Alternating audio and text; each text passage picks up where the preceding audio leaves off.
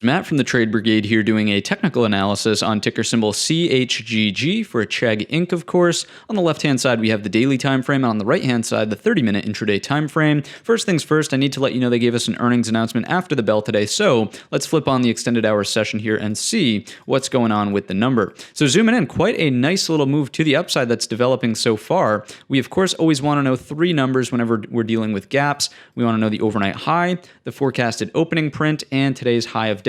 Now, please keep in mind, a lot can happen between now and 9:30, so adjust accordingly for tomorrow's open. I'm going to turn this off just to eliminate distractions. Obviously, price is going to continue to wiggle around, and we'll look at the daily time frame just to talk about potential scenarios here. Whenever we're dealing with gaps, could be up or down. Scenario number one is always the gap and trap, and what that looks like is opening here, failing to find new buyers up at that overnight high, so failing to take it out, right? And then crossing back down through the open for a short-sided trade to close the gap to today's highs around 27.68. Now that's scenario number one. Now, because the distances here are not sort of favorable from a risk-reward perspective, you're not going to risk this up here for this as your reward, right? That's a negative expectancy, essentially.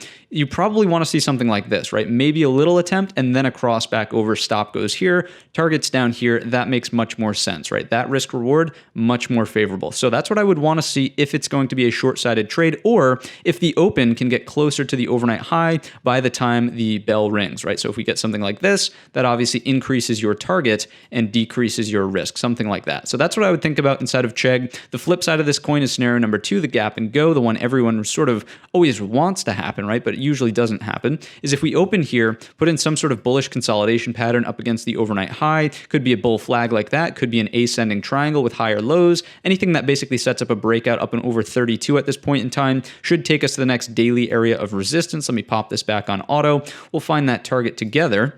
Let's zoom in on this section of the chart right here. So up and over 32 really brings us to this area, right? The little dead cat bounce from the prior earnings cycle gap down, the green candle right there, around 34.46. And definitely a $2, $2.50 trade is worth watching, especially if you use options here inside of Chegg. Let's quickly take a look at the spreads. How are they? They're not terrible. They're honestly not terrible. On the call side here, plenty of liquidity. So 14,000 contracts going through today, 310 by 320, a 10-cent spread. Certainly doable inside of the name if you're looking for upside. So that's ultimately going to wrap up the video. Watch out for one of those two scenarios, the gap and go or the gap and trap. If you enjoyed the video today or learned anything new, let me know in the comments section or by giving the video a thumbs up. Don't forget our main channel is linked in the description. And all of that being said, I wish you a green trading week.